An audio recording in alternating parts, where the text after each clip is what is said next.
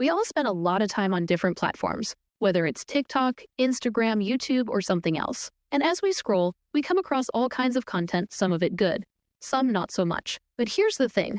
The more we pause on certain types of content, especially the negative or unhelpful stuff, the algorithm starts to think that's what we want to see. So it feeds us more of the same, and before we know it, we're surrounded by content that isn't really benefiting us. This is why it's so important to interact with content that's actually positive, educational, and beneficial. When you like, share, or spend time on posts that help you grow, the algorithm learns that you want more of that, and it'll start showing you things that are better for you. This shapes what you see, which ultimately shapes what you think about, and eventually, what you do in your life. And let me tell you something that really saddens me sometimes. I meet people who can sing along to dozens of songs.